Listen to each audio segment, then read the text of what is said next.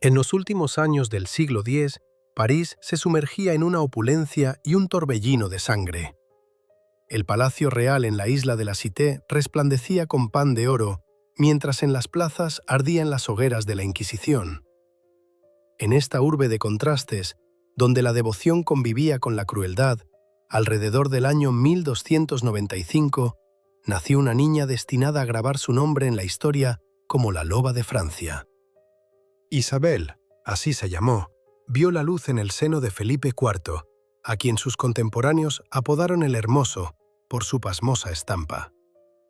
El monarca francés era alto, de cabellera rubia y facciones regulares, pero tras esa belleza se ocultaba un carácter implacable y maquiavélico.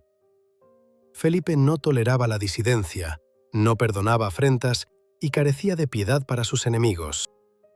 Su madre, Isabel de Aragón, había fallecido cuando Felipe apenas contaba 3 años, dejándolo huérfano en una corte donde el favor y la desaprobación cambiaban con más celeridad que las estaciones. Juana I de Navarra, la madre de la pequeña Isabel, aportó a la dote un reino entero, Navarra. La unión de Felipe y Juana fue una alianza política de gran calado, sellando el dominio de la corona francesa sobre territorios a ambos lados de los Pirineos. Juana dio a su esposo 7 descendientes, 4 varones y 3 hembras. Isabel, la menor de las hijas, vivió su infancia a la sombra de sus hermanos mayores, Luis, Felipe y Carlos, quienes ascenderían, uno tras otro, al trono de Francia. El Palais de la Cité era un universo donde cada piedra atesoraba el recuerdo de los reyes. Muros imponentes, ventanales estrechos con vitrales, largos pasillos donde los pasos resonaban en eco. En las estancias reales, la luz de velas de cera costosa iluminaba tapices de Flandes y paredes adornadas con escenas bíblicas y cacerías reales.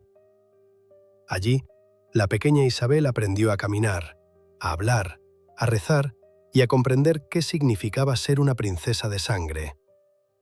Su crianza fue severa, como dictaba la época. A la niña se le enseñó latín para que pudiera leer las plegarias y seguir los oficios religiosos. Se le instruyó en el arte del bordado, en tocar instrumentos musicales, en la danza. Pero la lección principal que Isabel absorbió en la corte paterna fue la del poder. Felipe IV reinaba con mano de hierro, y su hija fue testigo desde niña de cómo el monarca arremetía contra quienes osaban interponerse en su camino. En el año 1302, cuando Isabel rondaba los 7 años, su padre declaró la guerra al Papa Bonifacio VIII. El conflicto estalló por las pretensiones papales de inmiscuirse en los asuntos internos de Francia y de limitar la autoridad real. Felipe no estaba acostumbrado a ceder, ni siquiera ante el vicario de Cristo en la tierra. Envió a sus hombres a Italia, donde capturaron al pontífice en su propio palacio. El anciano Bonifacio sufrió una humillación terrible. Según una versión, incluso fue golpeado en el rostro con un guante. Un mes después de su liberación, el Papa falleció, abatido por la vergüenza. Pero Felipe no se detuvo ahí. El nuevo Papa, Clemente V, resultó ser más maleable e incluso trasladó la sede pontificio de Roma a Aviñón, a tierras francesas. La Iglesia quedaba ahora bajo el control de la corona gala, y la pequeña Isabel presenció cómo su padre sometía a la más poderosa fuerza espiritual de Europa. La lección estaba aprendida. El poder pertenece a quienes no temen empuñarlo. En el año 1307, aconteció un suceso que alteraría el destino de Isabel. Su padre inició negociaciones con la corte inglesa para concertar el matrimonio de la princesa con el heredero del trono inglés. Eduardo de Carnarvon, hijo del rey Eduardo I, contaba 12 años más que Isabel.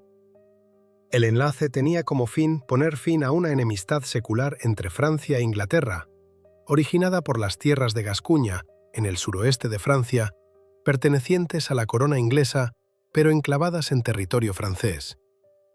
Las negociaciones se desarrollaron con lentitud, con pausas y reanudaciones. Los diplomáticos de ambas partes sopesaban cada palabra en el acuerdo matrimonial, regateaban sobre la dote, discutían la futura herencia de las tierras. Isabel era una mera moneda de cambio en este juego, una pieza en el tablero de la gran política. Pero era hija de Felipe el Hermoso, y en sus venas corría una sangre que no conocía la sumisión. El 7 de julio de 1307 falleció el rey de Inglaterra, Eduardo I.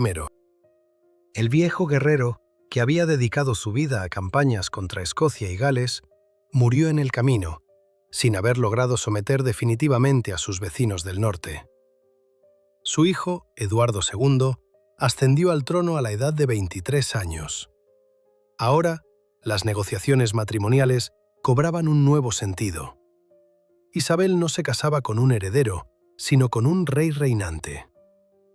En el invierno de 1308, la doceañera Isabel fue conducida a través de una Francia nevada hacia el estrecho. La acompañaba una fastuosa comitiva, damas de corte, clérigos, sirvientes, guardias, y el séquito se extendía a lo largo de varias millas. En los cofres viajaban los bienes que acompañaban a la princesa: vestidos de telas preciosas, joyas, enseres. Isabel abandonaba París, la ciudad de su infancia, para no regresar jamás como hija, sino solo como reina de una tierra ajena. El 25 de enero de 1308, en la ciudad de Bolonia, en la costa norte de Francia, se celebró la boda. La catedral estaba engalanada con estandartes de ambos reinos, las flores de lis doradas de Francia y los leopardos de Inglaterra. Obispos, ataviados con ricas vestimentas, entonaban oraciones. El coro cantaba salmos, y la doceñera Isabel se erguía junto al 23 años Eduardo, pronunciando los votos nupciales. Era demasiado joven para comprender la magnitud de lo que estaba sucediendo. Eduardo II, en su apariencia física, no desmerecía de la belleza del padre de Isabel. Era alto, de hombros anchos, con facciones correctas y cabello rubio. Pero donde Felipe el Hermoso poseía una voluntad de hierro, su flamante yerno se distinguía por su carácter afable y su inconstancia. Los contemporáneos señalaban que el nuevo rey de Inglaterra prefería el ocio a los asuntos de Estado, que amaba la música, las representaciones teatrales y la compañía de jóvenes cortesanos. Ya en la misma ceremonia nupcial, Isabel percibió una extrañeza que debió alertarla a ella y a todos los presentes. Eduardo prestaba escasa atención a su joven esposa. Su mirada buscaba constantemente entre la multitud a un hombre. Un apuesto joven de origen gascón llamado Piers Gaveston. Este hombre, hijo de un caballero de baja alcurnia, había escalado posiciones en la corte gracias a su amistad con el príncipe y ahora con el rey. Aún en vida de Eduardo I, las relaciones de su hijo con Gaveston provocaron un escándalo. El viejo rey sorprendió al príncipe y a Piers en un abrazo demasiado efusivo y estalló en cólera. Arrancó un mechón de cabello a su hijo, le profirió insultos vergonzosos y desterró a Gaveston del reino, prohibiéndole regresar jamás a Inglaterra. Pero tan pronto como Eduardo I falleció, su hijo, lo primero que hizo fue llamar a su favorito del exilio y colmarlo de favores. Gaveston recibió el condado de Cornualles, uno de los más ricos de Inglaterra, que tradicionalmente pertenecía a miembros de la familia real. Eduardo le dio en matrimonio a su sobrina Margarita de Clee, hija del poderoso conde de Gloucester. A Gaveston se le confiaron los más altos cargos de la corte. Su opinión se volvió decisiva en todos los asuntos, y cuando el rey zarpó hacia Francia para su boda con Isabel, designó a Piers regente de Inglaterra en su ausencia. Un mes después de la boda, el 25 de febrero de 1308, en la abadía de Westminster, tuvo lugar la coronación. Isabel era demasiado joven para las obligaciones conyugales, pero no para las regias. Fue coronada como legítima reina de Inglaterra. Le colocaron la corona sobre la cabeza, le entregaron el cetro. Juró servir a su nueva patria, defender sus intereses y dar a luz herederos al trono. Pero el día de la coronación, la atención de todos los presentes no se centró en la joven reina, sino en Piers Gaveston. El favorito del rey se presentó en la ceremonia ataviado con un traje púrpura bordado de perlas, un atuendo que por derecho y costumbre solo debía llevar un miembro de la familia real.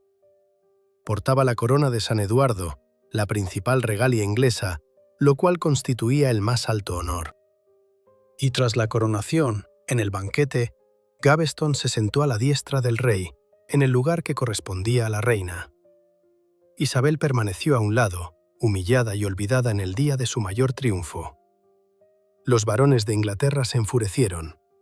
El conde de Lancaster, primo del rey, abandonó el festín dando un portazo. Otros magnates siguieron su ejemplo. El padre de Isabel, al recibir el informe de la coronación, se indignó ante el trato dispensado a su hija. Felipe el Hermoso envió una airada carta a su yerno, exigiendo explicaciones, pero Eduardo no prestó atención ni a los varones sublevados ni a su enfurecido suegro. Estaba completamente absorto en la compañía de su amado. Los primeros años de matrimonio de Isabel transcurrieron en las residencias reales, apenas viendo a su esposo. Eduardo viajaba constantemente por el país en compañía de Gaveston. Cazaba, organizaba torneos, celebraba banquetes. Cuando el rey se encontraba en la corte, pasaba todo su tiempo con su favorito, discutiendo asuntos de Estado, distribuyendo cargos y tierras, nombrando y destituyendo funcionarios. Isabel permanecía en la sombra. Una joven doncella, casada con un hombre incapaz de amarla. Pero los varones no estaban dispuestos a tolerar la dictadura de un advenedizo. En 1311, forzaron al rey a aceptar las llamadas ordenanzas, un documento que limitaba severamente el poder real. Sin el consentimiento del Consejo de Varones, Eduardo no podía declarar la guerra, firmar la paz, nombrar altos funcionarios ni disponer del erario. Las ordenanzas convertían al rey en una mera marioneta en manos de la aristocracia, y la principal exigencia de los varones era la expulsión inmediata de Gaveston de Inglaterra. Eduardo, a regañadientes, cedió. Despojó a Gaveston del condado de Cornualles y lo envió a Irlanda como virrey. Era un exilio honorable, pero un exilio al fin. La separación de su amado sumió al rey en la desesperación. Escribió largas cartas a Piers, jurando eterna amistad, prometiendo un pronto regreso. Y efectivamente, un año después, en agosto de 1309, Eduardo logró acordar con los varones el regreso de su favorito, prometiéndoles diversas concesiones. Pero el triunfo de Gaveston fue efímero. Su arrogancia, su codicia y su desdén por la nobleza llevaron a los varones al límite. En la primavera de 1312, un grupo de magnates, encabezados por el conde de Lancaster, se rebeló abiertamente contra el rey. Capturaron a Gaveston en uno de los castillos del norte, lo sometieron a un juicio sumarísimo y lo condenaron a muerte. El 19 de junio de 1312, Piers Gaveston fue decapitado en la colina de Blyth, en Warwick. Eduardo quedó desolado. Prohibió que se dispusiera del cuerpo de Gaveston, mantuvo el ataúd sin enterrar durante varios meses, incapaz de separarse de los restos de su amigo. Isabel, entonces de unos 17 años, observaba el duelo de su esposo con sentimientos encontrados. Por un lado, la muerte de Gaveston la liberaba de la sombra de una rival. Por otro, veía que el rey era capaz de profundos sentimientos, aunque no hacia ella. Tras la muerte de Gaveston, la vida de Isabel cambió. Eduardo, privado de su amado, finalmente prestó atención a su esposa. La reina, para entonces, había alcanzado la edad en que podía cumplir con sus deberes conyugales. Y el rey, necesitado de herederos, comenzó a frecuentar sus aposentos. Su relación permaneció fría, desprovista de intimidad real, pero el deber es el deber. El 13 de noviembre de 1312, 5 meses después de la ejecución de Gaveston, Isabel dio a luz a su primer hijo, un varón al que llamaron Eduardo, en honor a su padre y abuelo. El nacimiento de un heredero fue recibido con júbilo en toda Inglaterra. Sonaron las campanas, se encendieron hogueras festivas en las plazas. El pueblo bebió y bailó. La dinastía Plantagenet había asegurado la continuidad del futuro rey del reino. Isabel había cumplido con la principal obligación de una reina. Ahora su posición en la corte se había afianzado. Era no solo la esposa del rey, sino la madre del príncipe de Gales, heredero al trono. En los años siguientes dio a luz a otros 3 hijos: Juan en 1313, Leonor en 1318 y Juana en 1321. Todos los niños nacieron sanos, algo poco común en aquellos tiempos. La mortalidad infantil diezmaba a las familias reales tanto como a la plebe. Pero la maternidad no le trajo la felicidad a Isabel. Eduardo permanecía distante y frío. Cumplía con el deber conyugal de forma mecánica, sin amor ni ternura. La reina comprendía que para su esposo ella era solo un instrumento para asegurar la descendencia, una necesidad política. Su belleza, y Isabel era célebre por su aspecto, habiendo heredado los rasgos de su padre, dejaba a Eduardo indiferente. En 1314 sucedió un acontecimiento que minó para siempre el prestigio de la corona inglesa y del propio rey Eduardo. Roberto Bruce, autoproclamado rey de Escocia, llevaba años librando una guerra de guerrillas contra el dominio inglés. Eduardo I había gastado los últimos años de su vida intentando someter a su vecino del norte, pero sin éxito. Ahora, su hijo decidió terminar la obra de su padre. Eduardo II reunió un enorme ejército, estimado entre 15.000 y 20.000 hombres, y marchó hacia Escocia. Los escoceses contaban con fuerzas considerablemente inferiores, apenas unos 7.000 guerreros. Pero conocían su tierra y elegían con maestría los lugares para el combate. Los días 23 y 24 de junio de 1314, junto al río Bannockburn, tuvo lugar una batalla que se convirtió en una de las más vergonzosas para Inglaterra. Los escoceses atrajeron al ejército inglés a una zona pantanosa, donde la pesada caballería de los caballeros se hundió en el cieno. Los caballeros ingleses, enfundados en armadura, caían de sus caballos y se ahogaban en el barro. Los lanceros escoceses masacraban metódicamente al indefenso enemigo. Cuando quedó claro que la batalla estaba perdida, Eduardo II, presa del pánico, huyó del campo de batalla, abandonando a su suerte al ejército. Miles de ingleses murieron, cientos cayeron prisioneros, incluyendo a numerosos varones nobles. La derrota en Bannockburn fue una catástrofe. Escocia aseguró su independencia y el prestigio de la corona inglesa quedó mancillado en el barro. Los varones acusaron al rey de cobardía e incompetencia. El pueblo murmuraba, viendo morir a los soldados ingleses por la ineptitud del monarca al mando del ejército. Eduardo regresó a Londres, deshonrado y humillado. Fue precisamente en 1314 cuando ocurrió otro suceso en el que Isabel desempeñó un papel funesto. Este episodio quedó grabado en la historia como el escándalo de la Torre de Nesle. Isabel viajó a París para visitar a su padre y a sus hermanos.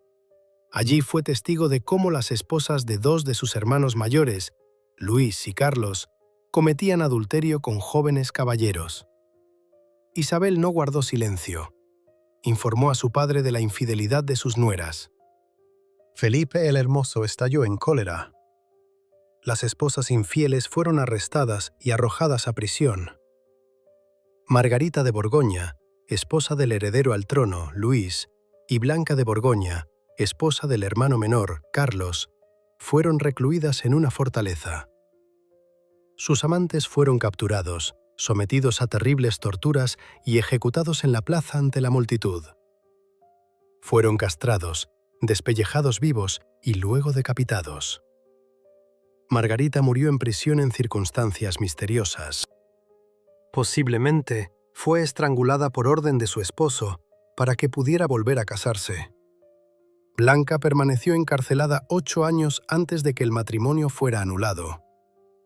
la esposa del hermano mediano de Felipe el Hermoso evitó ser acusada, aunque las sospechas también recayeron sobre ella. El escándalo sacudió la corte francesa, deshonró a la familia real y demostró que Isabel no se detendría ante nada para defender el honor de su linaje. La reina de Inglaterra regresó a su hogar con la reputación de ser una mujer dura e implacable. Apenas contaba 19 años, pero ya había demostrado que de su padre había heredado no solo la belleza, sino también una voluntad de hierro. Los varones y cortesanos la miraban con un respeto y un temor renovados. La joven reina, ignorada durante tanto tiempo, empezaba a mostrar sus colmillos. En los años siguientes, Isabel se adentró gradualmente en el gusto por el poder. Asistía a las reuniones del consejo, expresaba opiniones sobre cuestiones políticas, intervenía en el nombramiento de cargos. Eduardo, débil e indeciso, recurría cada vez más al juicio de su esposa. La reina resultó ser más inteligente, enérgica y decidida que el rey, pero el verdadero poder se le escapaba, porque en la vida de Eduardo habían aparecido nuevos favoritos. Tras la muerte de Gaveston, pasaron varios años antes de que Eduardo encontrara nuevos favoritos. En esta ocasión, fueron un padre y un hijo, ambos llamados Hugo le Despenser. El Despenser mayor era un cortesano experimentado que había servido a Eduardo I durante muchos años. El Despenser menor, aproximadamente de la misma edad que el rey, poseía una mente aguda, una apariencia atractiva y una total ausencia de principios morales. Los Despenser eran más astutos que Gaveston. Comprendían que la abierta indiferencia hacia los varones conduciría a la catástrofe, por lo que actuaron con más sutileza. No exigían honores ni títulos, no ostentaban el púrpura, no ofendían a la nobleza a cada paso. En cambio, arrebataban metódicamente el poder, se enriquecían a costa del erario real y de las tierras ajenas, tramaban intrigas contra todos los que pudieran amenazarlos. El joven Hugo se volvió especialmente cercano al rey. Los contemporáneos susurraban sobre la naturaleza de sus relaciones, al igual que lo habían hecho antaño sobre Gaveston. Eduardo colmó de favores al Despenser, lo nombró chambelán, uno de los más altos cargos de la corte, le confió la administración de las finanzas reales. Los Despenser se hicieron con el control de los nombramientos, los tribunales, la recaudación de impuestos.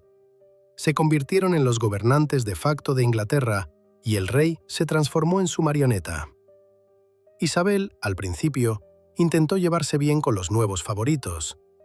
Comprendía que la oposición abierta conduciría a un conflicto con su esposo, pero los Despenser no estaban dispuestos a compartir el poder ni siquiera con la reina. Comenzaron a apartar sistemáticamente a Isabel de la influencia sobre el rey. Interceptaban sus cartas, vigilaban cada uno de sus pasos, ponían a Eduardo en contra de su esposa. La posición de la reina empeoraba año tras año. Los Despenser convencieron a Eduardo de que redujera su asignación. Le confiscaron parte de las tierras que generaban ingresos. Rodearon a Isabel con sus propios hombres. Sus damas de compañía, sirvientes, incluso su confesor, eran espías de los Despenser.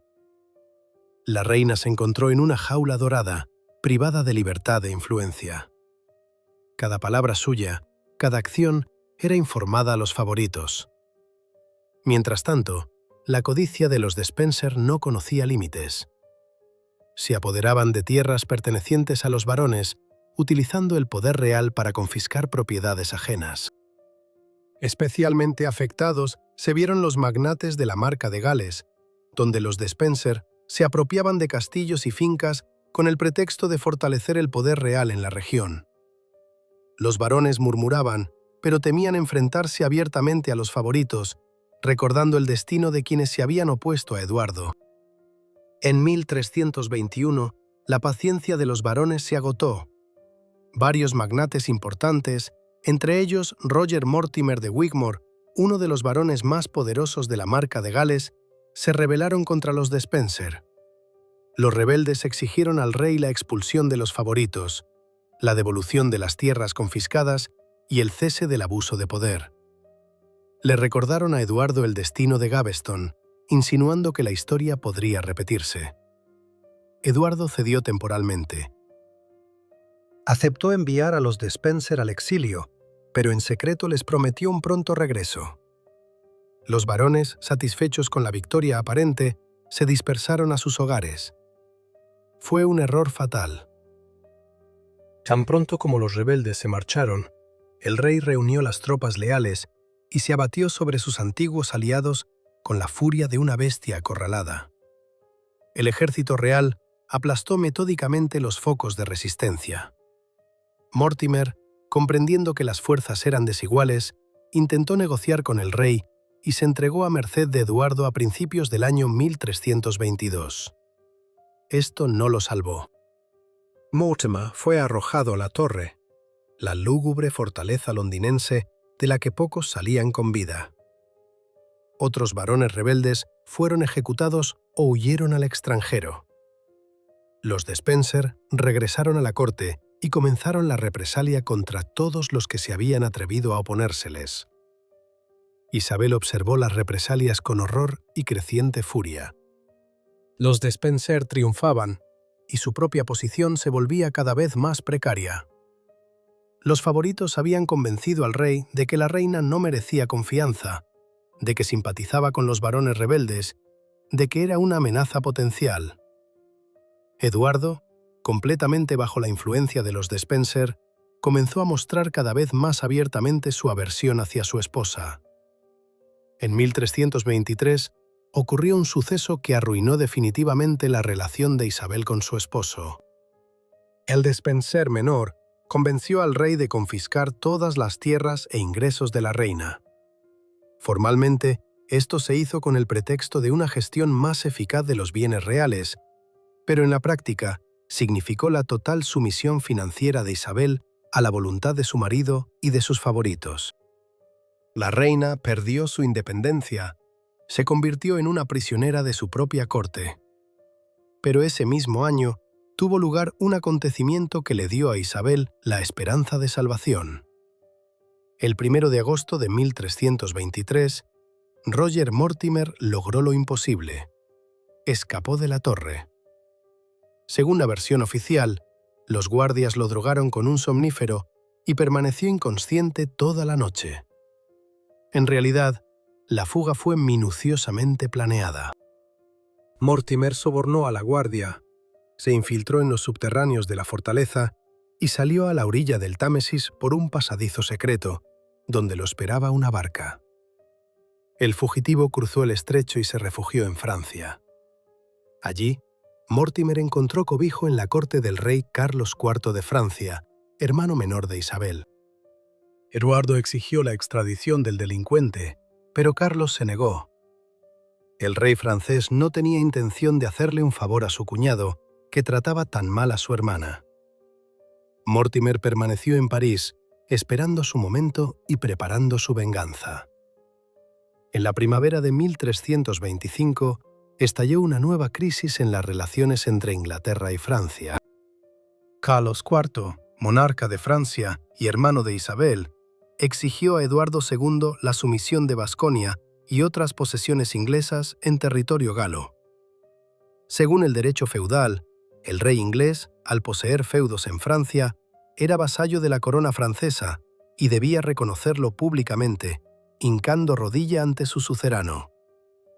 Para Eduardo, esto representaba una humillación que quería eludir a toda costa. El monarca inglés no podía permitirse ser visto de rodillas ante el rey de Francia, ya que minaría su ya mermado prestigio. Sin embargo, la negativa a prestar el juramento de vasallaje implicaba un conflicto bélico para el cual Inglaterra no estaba preparada.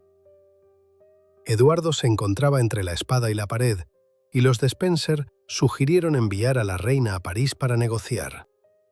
Isabel era la elección idónea para tal misión. Era hermana del rey francés, conocía las intrigas cortesanas y dominaba el arte de la diplomacia. Además, los de Spencer esperaban deshacerse de la reina, al menos temporalmente. Su presencia en la corte les irritaba, y su influencia sobre el rey, aunque menguante, aún les causaba aprensión. Eduardo accedió, y el 9 de marzo de 1325, Isabel zarpó hacia Francia. Tras cruzar el canal, la reina pisó suelo francés por primera vez en 17 años. París la recibió con el tañer de las campanas y el júbilo de la multitud. Carlos IV agasajó a su hermana con una fastuosa recepción. Isabel entró en la ciudad a caballo, ataviada con un vestido negro, botas oscuras y un tocado dorado. Un atuendo singular que desató murmullos en la corte. El color negro simbolizaba el luto, y muchos lo interpretaron como una señal. La reina lloraba su infeliz matrimonio. Las negociaciones comenzaron de inmediato. Isabel demostró ser una diplomática consumada, persuadiendo a su hermano para que suavizara sus exigencias y proponiendo una solución de compromiso. Las posesiones inglesas en Francia serían entregadas al heredero del trono, el joven Eduardo, quien, como príncipe de Gales, prestaría el homenaje al rey francés en lugar de su padre. Esto permitía a Eduardo II salvar las apariencias y satisfacía las demandas de Carlos IV. El rey inglés aceptó esta estratagema. El 2 de septiembre de 1325, el príncipe Eduardo, de 12 años, zarpó hacia Francia. El muchacho se encontró al amparo de su madre, lejos de su padre y de los de Spencer. Era un momento crucial. El heredero al trono quedaba bajo el control de Isabel, quien podía utilizarlo como instrumento político contra su esposo. El 1 de octubre, el joven Eduardo rindió homenaje a Carlos IV en la Catedral de Notre Dame. La ceremonia se llevó a cabo con la solemnidad debida. El príncipe hincó rodilla y pronunció las palabras del juramento. El rey de Francia lo aceptó como vasallo. La misión diplomática había concluido. La crisis estaba resuelta. Isabel podía regresar a Inglaterra con honor, pero no tenía intención de hacerlo. La reina pasó el verano y el otoño de 1325 en Francia, viajando por los castillos reales, frecuentando la corte y tejiendo intrigas. Esperaba la llegada de su esposo, quien había prometido visitar Francia, pero Eduardo jamás se presentó. El rey temía abandonar Inglaterra, temiendo que estallara una nueva rebelión en su ausencia. O quizás simplemente no quería ver a su esposa. En el otoño de 1325, Eduardo comenzó a exigir el regreso de la reina y el príncipe. Escribió cartas airadas, acusando a Isabel de deshonrarlo con su ausencia y de generar rumores de una inminente invasión francesa. El rey ordenó a todos los obispos de Inglaterra que escribieran a la reina y la persuadieran para que regresara. Los prelados enviaron misivas, suplicaron y amonestaron. Isabel los ignoró. En febrero de 1326, la reina desafió abiertamente a su esposo por primera vez. Le envió una misiva declarando que no regresaría a Inglaterra mientras los de Spencer permanecieran en la corte. Isabel alegaba temer por su vida, afirmando que los favoritos del rey pretendían asesinarla y que no podía confiar en su esposo, sometido a su influencia. Fue una acusación pública, un escándalo, una ruptura que no podía ser silenciada. Eduardo montó en cólera. Comprendió que la reina ya no estaba bajo su control, que se había transformado de una esposa dócil en una adversaria política. El rey recurrió al Papa Juan XI, presentando una queja contra Isabel, acusándola de desobediencia y adulterio. El pontífice, afincado en Aviñón, en territorio francés, se encontró en una situación delicada. Por un lado, no podía ignorar la queja de un ungido de Dios. Por otro, enemistarse con el rey de Francia le acarrearía problemas políticos. El pontífice envió un mensaje a Isabel, exhortándola a regresar junto a su esposo y cumplir con su deber conyugal. Le recordó la santidad del vínculo matrimonial, la inaceptabilidad de la infidelidad y el pecado de la desobediencia al cónyuge legítimo. Pero las palabras del Papa cayeron en saco roto. Isabel respondió con cortesía pero con firmeza. Regresaría a su esposo solo tras la destitución de los de Spencer, y no un día antes. Mientras tanto, en la corte de Carlos IV se produjo un encuentro que cambió el curso de la historia. Roger Mortimer, que llevaba casi 3 años oculto en Francia, conoció a la reina de Inglaterra. Él rondaba los 40 años, ella 30. Mortimer era un guerrero experimentado, curtido en batalla, apuesto, carismático y decidido a recuperar lo perdido. Isabel era inteligente, ambiciosa, humillada y sedienta de venganza. Encontraron el uno en el otro aquello que les faltaba. Él, peso político y sangre real. Ella, fuerza y determinación para actuar. La relación entre Isabel y Mortimer se convirtió en objeto de escándalo. Se murmuraba que eran amantes, que la reina era infiel a su esposo a ojos de toda Europa. Verdad o no, no se sabe con certeza, pero el hecho es que desde que conoció a Mortimer, Isabel pasó de ser una víctima a una depredadora, dispuesta a llegar hasta el final. En la primavera de 1326, Eduardo II intentó una última vez recuperar el control de la situación. Exigió a Carlos IV la expulsión de Francia tanto de la reina como de Mortimer, amenazando con la guerra y la excomunión. El Papa Juan X, presionado por el rey inglés, también escribió al monarca francés, instándole a no cobijar adúlteros y traidores. Carlos IV se vio en un aprieto. Su hermana le era querida, pero un conflicto con el Papa y la amenaza de excomunión eran un peligro grave para un monarca cristiano. Al fin y al cabo, el cálculo político se impuso a los lazos de sangre. En agosto de 1326, el rey de Francia anunció a Isabel y Mortimer que debían abandonar sus tierras. Pero la reina no se quedó sin refugio. Solicitó la ayuda del conde Guillermo I de Henao, quien gobernaba ricos territorios en los Países Bajos. Isabel ofreció al conde un brillante trato: comprometer a su hijo mayor, el heredero al trono inglés Eduardo, con la hija del conde, Filipa. A cambio, el conde debía proporcionar a la reina un ejército, barcos y dinero para invadir Inglaterra. Guillermo I no podía dejar pasar tal oportunidad. Emparentar con la corona inglesa, obtener un nieto que se convertiría en rey de Inglaterra, era una oferta demasiado tentadora. El 27 de agosto de 1326, en la ciudad de Mons, tuvo lugar el compromiso entre el príncipe Eduardo, de 13 años, y Felipa de Henao, de 11. El pacto quedó sellado y el conde comenzó a preparar un cuerpo expedicionario para la invasión. Isabel pasó el final del verano y el principio del otoño en los Países Bajos, reuniendo fuerzas. A ella acudieron exiliados ingleses, huidos de Eduardo y de los de Spencer. Baronés, caballeros, mercaderes, todos aquellos que tenían cuentas pendientes con el régimen. Roger Mortimer se convirtió en el líder militar de la expedición que se estaba gestando. Entrenaba a las tropas, planeaba el desembarco, elaboraba listas de aliados en Inglaterra dispuestos a apoyar la invasión. Eduardo II comprendió que se avecinaba la tormenta. El rey promulgó un decreto de movilización, instando a los varones a reunir tropas y defender el reino de la invasión. Pero la respuesta fue débil. Los magnates no estaban dispuestos a arriesgar sus vidas por un rey que los humillaba y por unos favoritos a los que odiaban.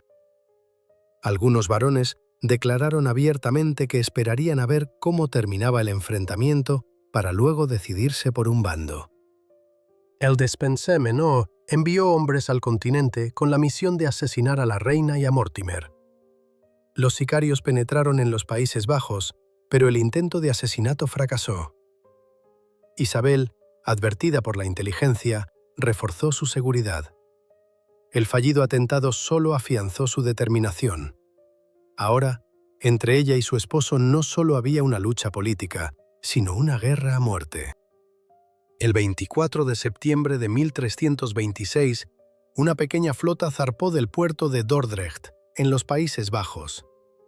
A bordo se encontraban unos 1.500 mercenarios de Henao y Flandes, varios cientos de exiliados ingleses, la reina Isabel, su hijo el príncipe Eduardo y Roger Mortimer. era un ejército modesto en comparación con las fuerzas que teóricamente podía reunir el rey inglés. Pero Isabel apostaba no por la cantidad de tropas, sino por el apoyo popular. La flota cruzó el Mar del Norte y desembarcó el 24 de septiembre en la desembocadura del río Orwell, en el condado de Suffolk, en la costa este de Inglaterra. El lugar no fue elegido al azar. Esta región estaba controlada por varones hostiles a los de Spencer. Los lugareños recibieron a la reina no como enemiga, sino como liberadora. Campesinos y ciudadanos acudían en masa a ver a Isabel, la aclamaban, le ofrecían comida y cobijo. La noticia del desembarco de la reina se propagó por Inglaterra como la pólvora. Por todo el país, los varones se levantaron, declarando su apoyo a Isabel. El conde de Lancaster, primo del rey y antiguo enemigo de los de Spencer, fue el primero en unirse a la rebelión. Le siguieron decenas de otros magnates. El ejército de Isabel crecía a pasos agigantados. Para cuando se dirigió al oeste hacia Londres, ya había reunido varios miles de hombres bajo sus estandartes. Eduardo II entró en pánico. Comprendió que el reino se había rebelado contra él, que los varones lo habían traicionado, que el pueblo odiaba a sus favoritos. El rey huyó de Londres hacia el oeste, a Gales, llevándose consigo al Despenser menor. El Despenser Mayor intentó refugiarse en Bristol, pero los ciudadanos lo capturaron y lo entregaron a las tropas de Isabel. El 27 de octubre, el Despenser anciano fue ejecutado sin juicio. Fue colgado y su cadáver quedó expuesto en la horca como advertencia a todos los enemigos de la reina. Londres abrió sus puertas a Isabel el 15 de octubre. La reina entró en la capital como una triunfadora. Multitudes de gente se arremolinaron en las calles, aclamándola, arrojando flores a los pies de su caballo. En la ciudad comenzaron los saqueos. La turba enfurecida asaltaba las casas de los partidarios de los Despenser, mataba a funcionarios reales y saqueaba almacenes. El obispo de Exeter, Walter Stapleton, tesorero de la corona y fiel servidor de Eduardo, fue destrozado por la multitud en plena calle. Le cortaron la cabeza y la expusieron al público en Cheapside. Isabel no detuvo la violencia. Permitió que la ira popular se desbordara, comprendiendo que esto fortalecía su posición. Pero cuando los saqueos comenzaron a amenazar el orden en la ciudad, la reina reprimió duramente los disturbios, ordenando colgar a los cabecillas. El poder en Londres pasó a ella sin reservas. En nombre del príncipe Eduardo, heredero al trono, Isabel comenzó a dictar decretos, a nombrar funcionarios, a distribuir tierras confiscadas a los partidarios. Eduardo II, mientras tanto, vagaba por Gales, intentando reunir tropas para resistir, pero los galeses no estaban dispuestos a luchar por un rey impopular. El Despenser menor instaba a Eduardo a huir a Irlanda, donde aún tenían aliados, pero el tiempo no era propicio. Las fuertes tormentas hacían imposible la travesía por el mar de Irlanda. El rey y su favorito se encerraron en el castillo de Neath, en el sur de Gales, esperando que pasara la tormenta. El 16 de noviembre, las tropas de Isabel tomaron el castillo de Neath. Eduardo y el Despenser menor fueron capturados y separados. El rey fue enviado bajo escolta al castillo de Kenilworth, donde se le mantuvo bajo custodia, pero se le trató con honores reales. Al Despenser le esperaba otro destino. Fue conducido por todo el país hasta Hereford, donde se reunió un tribunal improvisado de varones y obispos. El 24 de noviembre, el joven Hugh Despenser fue ejecutado con una crueldad monstruosa. Fue arrastrado por las calles de la ciudad atado a la cola de un caballo, luego colgado, pero no hasta morir. Lo bajaron de la horca aún vivo. Ante una enorme multitud de espectadores, los verdugos lo castraron y le arrancaron las entrañas, que quemaron en una hoguera justo ante sus ojos. Solo entonces le cortaron la cabeza al Despenser, y el cuerpo fue descuartizado en 4 partes que se enviaron a diferentes ciudades de Inglaterra. Fue una ejecución por alta traición. la ejecución más terrible que conocía el derecho medieval. Isabel asistió a la ejecución. Vio morir al hombre que había destruido su matrimonio, le había arrebatado sus tierras, humillado su dignidad real. Los contemporáneos escribieron que el rostro de la reina permaneció impasible. La loba francesa había logrado su objetivo. Los enemigos estaban aniquilados, el poder en sus manos, su esposo prisionero. Pero quedaba por resolver la cuestión más espinosa: ¿qué hacer con el rey? El invierno de 1326-1327 fue frío y tenso. Eduardo II se encontraba recluido en el castillo de Kenilworth, bajo la vigilancia del conde de Lancaster. El rey estaba privado de libertad, pero formalmente conservaba la corona. Isabel y Mortimer gobernaban en nombre del príncipe Eduardo, pero eso no era suficiente. Mientras el viejo rey viviera y no abdicara, su poder seguía siendo ilegítimo, y el príncipe no podía ser coronado. El problema radicaba en que el derecho medieval no contemplaba la deposición de un ungido de Dios. El rey recibía el poder de Dios a través de la unción eclesiástica, y arrebatarle ese poder significaba ir en contra de la voluntad divina. Matar a un rey era una impiedad inconcebible que acarrearía una maldición sobre el asesino y sobre todo el reino. Solo quedaba una opción: lograr una abdicación voluntaria. En diciembre de 1326, el Parlamento se reunió en Westminster. Era un parlamento inusual. Además de lores y obispos, se invitó a representantes de ciudades y condados, simples caballeros y burgueses. Isabel y Mortimer querían demostrar que la decisión sobre el destino del rey no la tomaba un pequeño grupo de conspiradores, sino toda la nación. Ante los reunidos, el obispo de Hereford, Adam Orleton, pronunció un discurso acusatorio contra Eduardo. Enumeró los pecados del rey: incapacidad para gobernar el reino, complacencia con malos consejeros, ruina de la hacienda, pérdida de Escocia, humillación de la nobleza, opresión de la Iglesia. El obispo recordó el antiguo principio: si un rey no puede gobernar con justicia, el pueblo tiene derecho a deponerlo. Era una idea revolucionaria que mucho después llevaría a la ejecución de monarcas. Pero en 1327 sonaba a herejía peligrosa. El Parlamento, tras largos debates, tomó una decisión. Eduardo II debía abdicar en favor de su hijo mayor. Si el rey se negaba a abdicar voluntariamente, sería depuesto por la fuerza, y el príncipe Eduardo sería proclamado rey independientemente de la voluntad de su padre. Más aún, el Parlamento amenazó con que, en caso de negarse el rey a abdicar, su hijo también podría ser despojado del derecho a la corona y el trono pasaría a otra rama de la dinastía. Esta amenaza fue clave. Eduardo amaba a sus hijos, especialmente a su hijo mayor. La idea de que, por su obstinación, Eduardo II pudiera perder la corona le resultaba insoportable. El 20 de enero de 1327, una delegación del Parlamento, encabezada por los obispos de Winchester y Lincoln, llegó a Kenilworth. Los delegados encontraron al rey en un estado lastimoso. Eduardo vestía de negro, estaba demacrado, había envejecido 10 años en pocos meses de cautiverio. Cuando los obispos le leyeron la resolución del Parlamento, el rey rompió a llorar.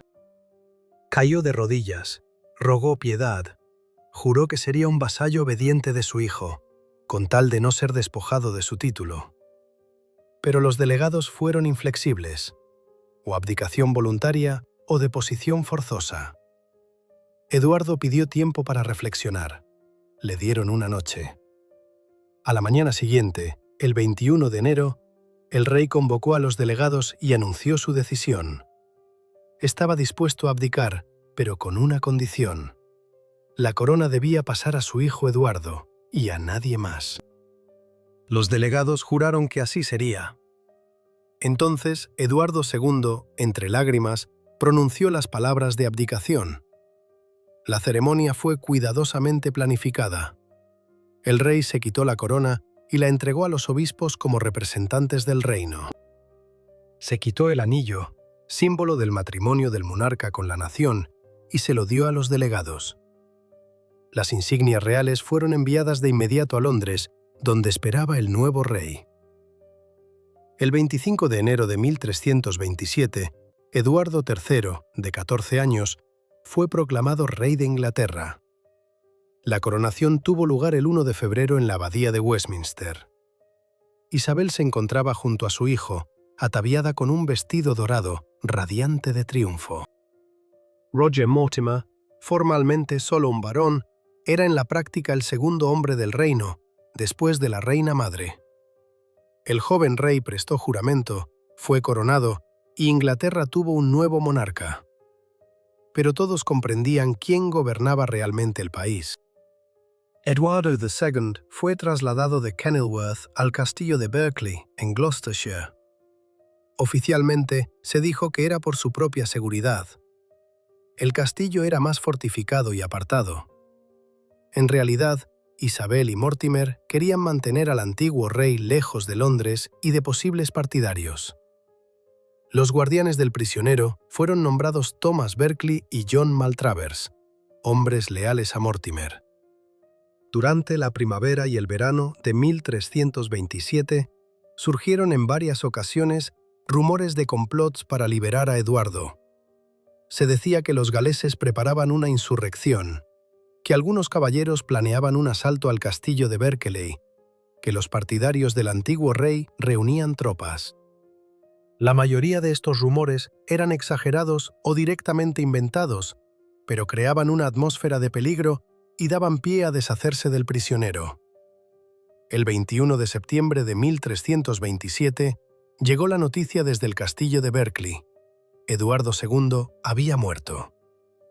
La versión oficial proclamó que el antiguo rey había fallecido por causas naturales, posiblemente de enfermedad o de pena. Se mostró el cuerpo a los habitantes locales. No presentaba signos visibles de violencia. Eduardo fue enterrado en la abadía de Gloucester, con honores reales, pero casi de inmediato comenzaron a circular rumores de que el rey había sido asesinado. La versión más extendida afirmaba que los asesinos le habían introducido en el recto un hierro candente para no dejar marcas externas en el cuerpo. Esta macabra ejecución supuestamente era una burla de las inclinaciones sodomitas del rey. La veracidad de esta historia sigue siendo objeto de debate entre los historiadores. Quizás Eduardo murió realmente de muerte natural, o quizás fue estrangulado o envenenado. Isabel tenía 32 años cuando murió su esposo. Llevó luto el tiempo reglamentario, asistió a servicios fúnebres, fingió ser una viuda afligida. Pero pocos dudaban de que la muerte de Eduardo solo la beneficiaba a ella. Ahora no era solo reina madre, sino también reina viuda regente de su hijo menor de edad, la gobernante de facto de Inglaterra junto a Roger Mortimer. Tras la muerte de Eduardo II, Isabel y Mortimer gobernaron Inglaterra durante casi 4 años. Formalmente, el poder pertenecía al joven Eduardo III, pero en la práctica, todas las decisiones eran tomadas por la reina madre y su favorito. Mortimer obtuvo el título de conde de Mark, vastas posesiones de tierras y un poder prácticamente ilimitado. Administraba la hacienda, nombraba obispos y sheriffs, comandaba el ejército, impartía justicia. Los varones que habían apoyado la invasión de Isabel esperaban un gobierno justo tras la caída de los Despenser. En cambio, obtuvieron un nuevo dictador, aún más codicioso y cruel que aquellos a quienes habían derrocado. Mortimer se comportaba como un rey, sin reparos en exhibir su poder. Aparecía en la corte con púrpura real, se sentaba en un estrado durante los banquetes, exigía que le hicieran reverencias tan bajas como al propio monarca. La relación de Isabel y Mortimer fue objeto de constantes murmuraciones. Ya no ocultaban sus relaciones. Mortimer vivía abiertamente en la corte, ocupaba aposentos contiguos a los reales, acompañaba a Isabel a todas partes. Mortimer tenía esposa, Juana de Geneville, con quien había tenido 12 hijos. Pero el varón apenas veía a su familia, prefiriendo la compañía de la reina. Los contemporáneos escribieron con repugnancia cómo la reina y su amante pisoteaban las convenciones. Envió agentes a Kent que le aseguraron que el viejo rey languidecía en prisión y esperaba ser salvado. El confiado Edmund cayó en la trampa. Tan pronto como dio pasos concretos para organizar la conspiración, Mortimer ordenó su arresto. El 19 de marzo de 1330, el conde de Kent fue ejecutado en Winchester bajo la acusación de alta traición. Fue un asesinato judicial. Edmund era miembro de la familia real, tío del rey, un hombre que había apoyado la invasión de Isabel y había ayudado a deponer a Eduardo II. Pero Mortimer lo veía como un rival potencial y lo eliminó sin vacilar. La ejecución causó indignación entre los varones. El asesinato de un príncipe de sangre era un crimen sin precedentes. Isabel no impidió la ejecución de un pariente de su esposo. Es más, existe testimonio de que aprobó la sentencia de muerte. La loba francesa ya no fingía clemencia. Gobernaba con mano de hierro, como su padre en su día, sin perdonar a nadie que se interpusiera en su camino. Mientras tanto, la situación financiera del reino empeoraba. Mortimer e Isabel saquearon la hacienda, gastando sumas exorbitantes en lujosos banquetes, torneos, construcción de castillos. Mortimer, en sus dominios galeses, erigió varias fortalezas, cada una con un coste de miles de libras. Isabel compraba joyas, ricas telas y pieles, y mantenía una corte suntuosa. Los impuestos aumentaban, el pueblo empobrecía. Los mercaderes se quejaban de las exacciones, los campesinos de la corvea y los tributos. Los varones resentían ver cómo Mortimer se apoderaba de tierras, otorgaba cargos a sus parientes e ignoraba los antiguos derechos y privilegios de la nobleza. Pero nadie osaba enfrentarse abiertamente al dictador. El destino del conde de Kent estaba fresco en la memoria. El joven rey Eduardo II veía todo esto y callaba. Tenía 15, luego 16 y 17 años. Una edad en la que los monarcas medievales ya gobernaban de forma independiente. Pero su madre y Mortimer no tenían intención de ceder el poder. Mantenían al rey bajo constante vigilancia, rodeado de sus hombres, controlando cada uno de sus pasos. En 1328, Eduardo II se casó con Filipa de Henao, la misma doncella con la que se le había prometido antes de la invasión de Inglaterra. La boda se celebró el 24 de enero en York.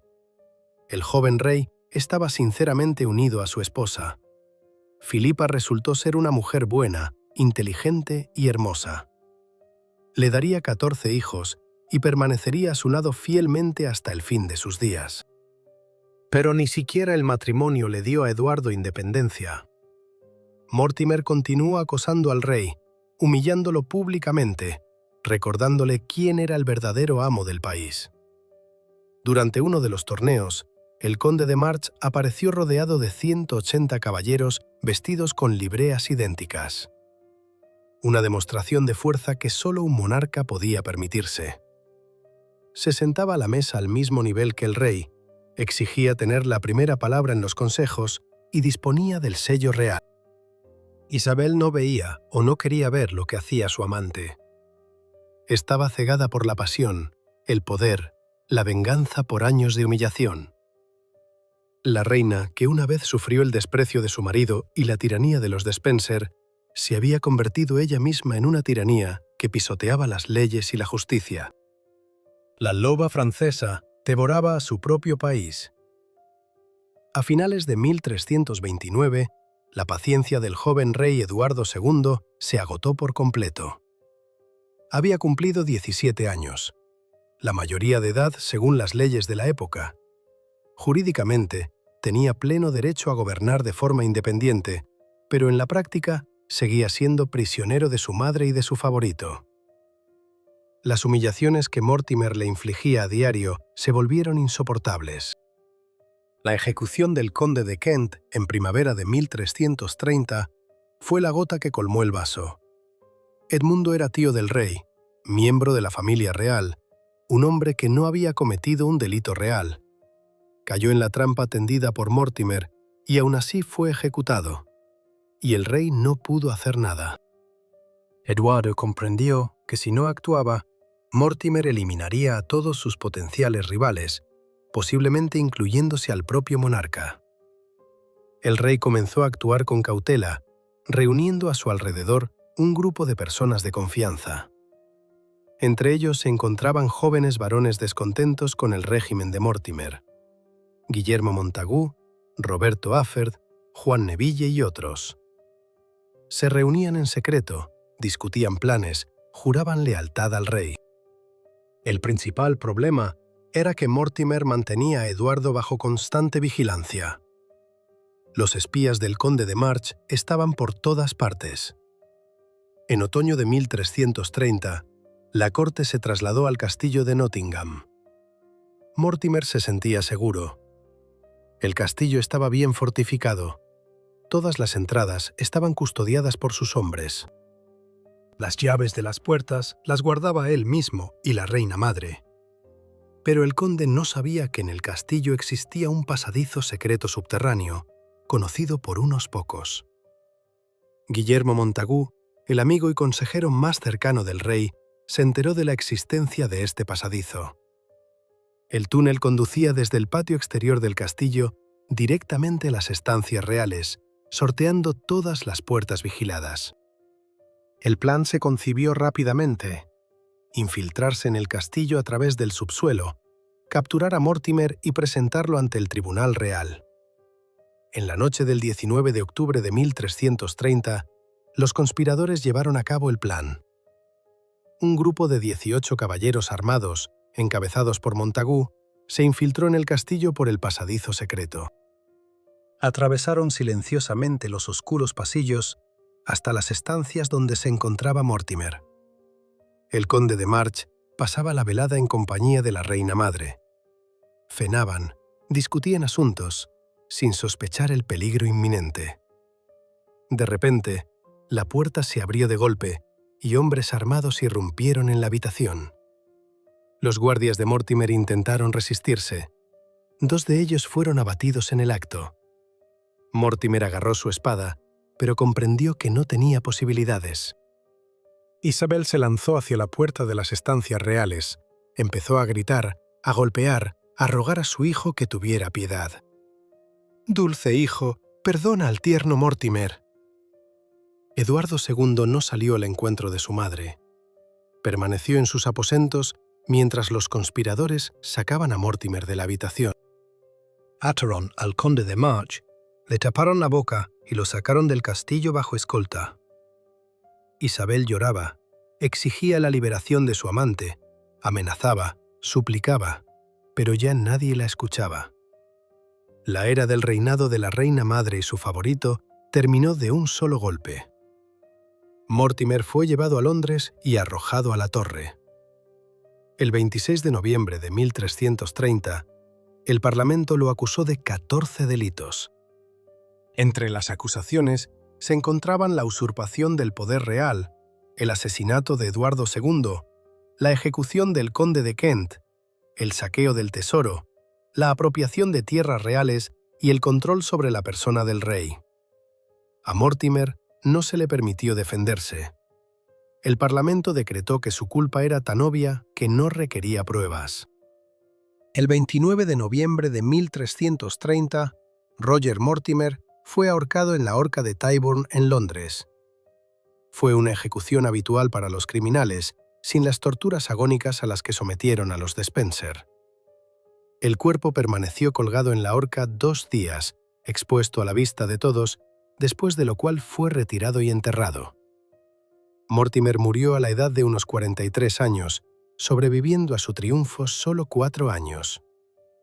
Isabel no fue llevada a juicio. Eduardo II perdonó a su madre, pero le arrebató su poder político de forma definitiva. La reina viuda fue enviada a un exilio honorable, se le asignó una manutención digna, se le permitió vivir con comodidad, pero bajo supervisión. El poder por el que Isabel luchó toda su vida se le escapó de las manos. Tenía 35 años y le quedaban 28 años de vida que pasaría en la sombra, olvidada e impotente. Tras la caída de Mortimer, la vida de Isabel cambió drásticamente. De reina regente todopoderosa, se convirtió en una viuda deshonrada, cuya presencia en la corte no era deseada. Eduardo II no quería ver a su madre a su lado. Había traído demasiada vergüenza a la familia real con su relación con Mortimer. La reina viuda fue enviada al castillo de Rising, en el condado de Norfolk, al este de Inglaterra. No era una prisión en el sentido estricto de la palabra, pero tampoco era libertad. Isabel vivía en condiciones cómodas, tenía sirvientes, recibía una manutención digna de unas 3.000 libras al año, una suma enorme para la época. Pero estaba bajo supervisión constante, no podía abandonar el castillo sin permiso del rey y no participaba en la vida política. Los primeros años de exilio fueron duros para Isabel. Ella, acostumbrada al poder, a las intrigas, a la administración del reino, se encontró encerrada en un castillo provincial, rodeada de sirvientes y vigilantes. Tenía unos 36 años, una edad en la que las mujeres medievales ya no se consideraban jóvenes, pero Isabel conservaba su belleza y energía. Podría haber hecho mucho más, pero su hijo le había arrebatado esa posibilidad. Con los años, Isabel se resignó a su situación. Se volcó a la religión, pasaba horas en oración, repartía limosnas a los pobres, donaba dinero a iglesias y monasterios. La reina viuda intentaba expiar los pecados del pasado, pedir perdón por el alma de su marido, del conde de Kent, de los de Spencer, de todos los que murieron durante su reinado. Eduardo II no fue un hijo cruel. Enviaba regularmente regalos a su madre, aumentaba su sustento, le permitía visitar la corte de vez en cuando en las grandes fiestas, Navidad, Pascua, aniversarios de coronación. Isabel viajaba a Londres, se reunía con sus nietos, asistía a servicios solemnes y luego regresaba a su cautiverio voluntariamente forzado. La reina veía cómo su hijo se convertía en uno de los mayores reyes de Inglaterra. Eduardo II inició la Guerra de los 100 años con Francia, obtuvo victorias brillantes en Crécy y Poitiers, conquistó enormes territorios.